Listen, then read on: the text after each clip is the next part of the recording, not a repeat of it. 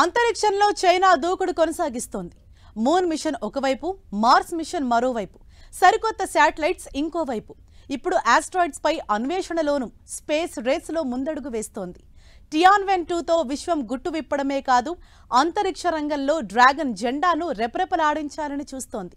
ఆస్ట్రాయిడ్స్తో అరుదైన ఖనిజాల అన్వేషణ, మూన్ పైకి మనుషుల్ని పంపించే ప్రాజెక్టులో భాగంగా గ్రహ శకలాల గుట్టు తెలుసుకునే ప్రయోగాల్లో తలమునకలైంది చైనా.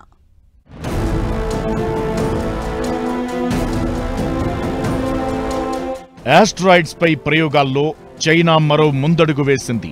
టియాన్వెన్-2 అంతరిక్ష మిషన్ను ప్రారంభించింది. ఇది భూమికి సమీపంలోని కమోవలెవా అనే ఆస్ట్రాయిడ్ పై ప్రయోగాలు చేసి దాని నమూనాలను సేకరించి ఆ తరువాత ఒక కామెట్ అంటే తోకచుక్కకు సంబంధించిన అధ్యయనం చేయడానికి ఉద్దేశించిన ఒక ప్రతిష్టాత్మక మిషన్. టియాన్వెన్-2 స్పేస్ క్రాఫ్ట్ ను మే 28న చైనాలోని జిచాంగ్ శాటిలైట్ లాంచ్ సెంటర్ నుంచి లాంగ్ మార్చ్ 3B రాకెట్ పై ప్రయోగించింది.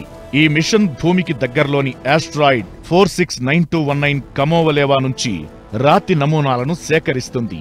469219 కమోవలెవా పరిమాణం 40 నుంచి 100 మీటర్లు ఉంటుంది.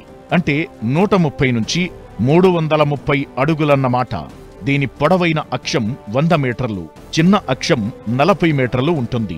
ఇది భూమి చుట్టూ చాలా వేగంగా తిరిగే గ్రహ శకలం. దీని పైభాగం రాళ్లు, గులకరాళ్లతో కప్పబడి ఉంటుంది.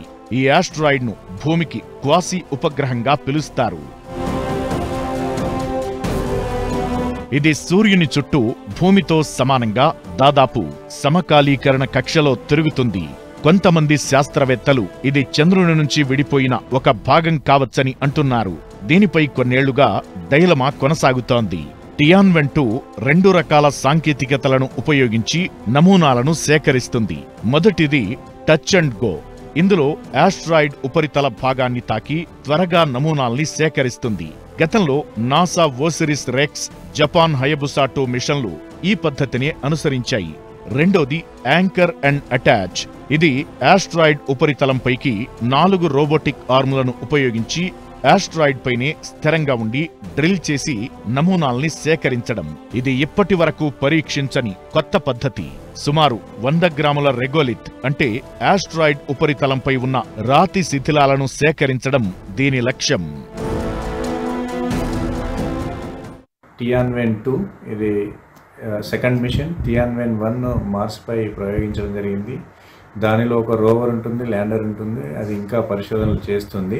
నెక్స్ట్ మిషనే టియాన్వెన్-2. ఇది ఆస్ట్రాయిడ్స్ని పరిశోధించడానికి పంపించడం జరిగింది.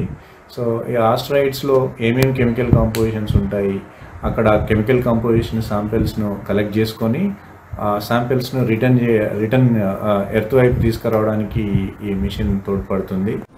మే 28న టియాన్వెన్-2ను ప్రయోగించారు.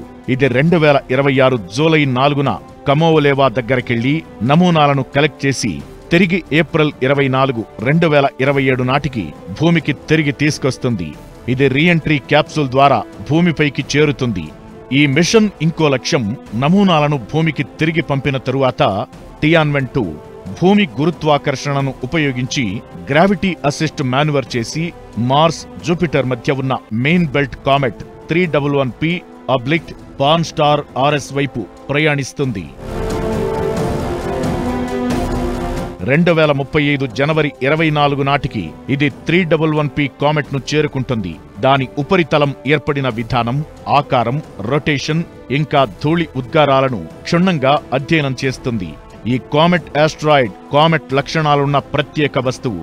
ఇది సౌర వ్యవస్థ పరిమాణాన్ని అర్థం చేసుకునేందుకు ఉపయోగపడుతుంది.